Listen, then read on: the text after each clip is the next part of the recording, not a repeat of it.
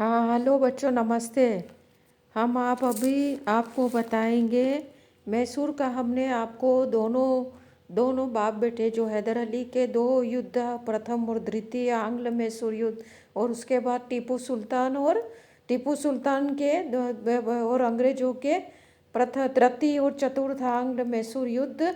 और उस युद्ध के दौरान जिस तरह से चतुर्थ आंग्ल मैसूर युद्ध के दौरान जिस तरह से टीपू सुल्तान अंग्रेजों से लड़ता हुआ वीर गति को प्राप्त हुआ था। उसके बाद क्या है कि अंग्रेजों ने मैसूर के प्रति मैसूर के प्रति अपनी राजनीतिक नीति क्या अपनाई थी। मैसूर का भाग्य का फैसला कैसे किया था वो मैं अभी आपको बता रही हूँ कि ईस्ट इंडिया कंपनी ने जो है मैसूर राज्य के पर अधिकार तो कर दिया था, लेकिन वेलेजली ने उसे अंग्रेजी साम्राज्य में नहीं मिलाया था, क्योंकि ऐसा करने से राज्य को निजाम और मराठों में बांटना पड़ता। अगर वो मैसूर को अंग्रेजी राज्य में मिला लेता तो वो कैसा क्या होता, निजाम और मराठों के बीच उसको बांटना पड़ता। तो जिसके मतलब परिणाम ऐसे हो सकते थे, लेकिन टीपू के पुत्रों को मैसूर की गद्दी पे बिठाना लॉर्ड वेलेजली ने उचित नहीं समझा और उसे उचित नहीं समझा था।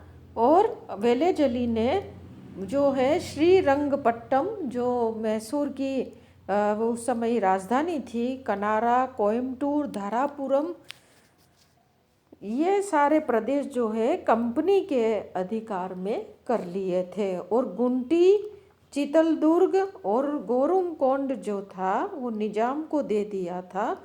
उत्तर पश्चिम के कुछ प्रदेश जो है वो अंग्रेजों ने मराठों को देना चाहा, लेकिन मराठों ने नहीं लिया, इनकार कर दिया उसके पेशवा ने। तब ये प्रदेश भी निजाम और अंग्रेजों ने आपस में बांट लिए। मैसूर का शेष भाग जो है, मैसूर का के जो प्राचीन, जो पहले के जो हिंदू राजवंश थे, जिससे जो मतलब कई जगह पर यह कहा गया था कि वाडियार वंश के जो राजा था नंजराज, उसने जो है मैसूर, ये टीपू सुल्तान को ये जो राज्य था वो अपनी ओर से स्वेच्छा से दिया था।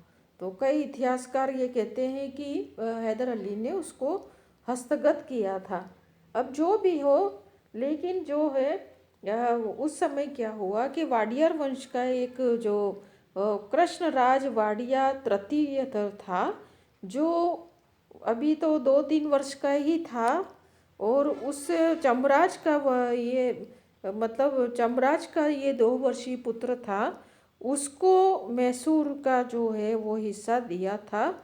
और उसके साथ सहायक संधि करके, मतलब उसके जो संरक्षक थे, बच्चा तो क्या करेगा, सहायक संधि करके कृष्णराज ने कंपनी को जो है 22 लाख रुपये वार्षिक खिराज देना स्वीकार किया था।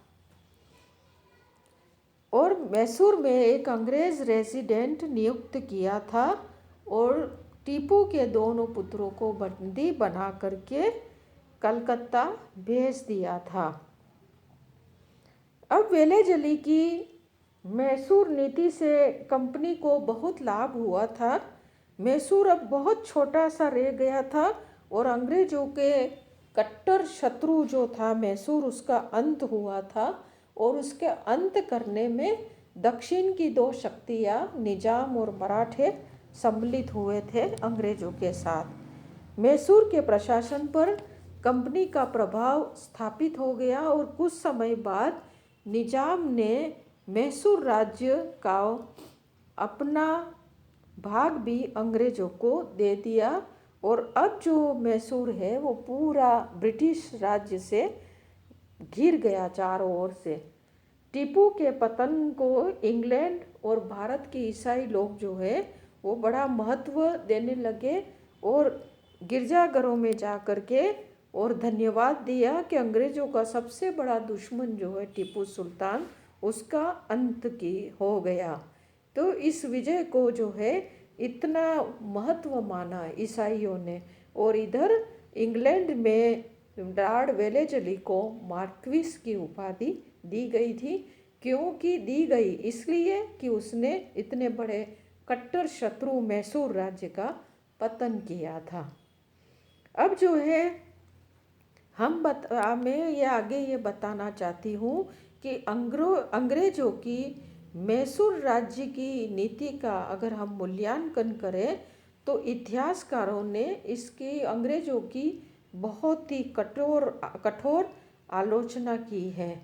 टीपू की बढ़ती हुई शक्ति को कुचलने के लिए लॉर्ड कॉर्नवालिस ने ट्रावनकोर पर टीपू के आक्रमण का बहाना बनाया और उसने आक्रमण कर दिया।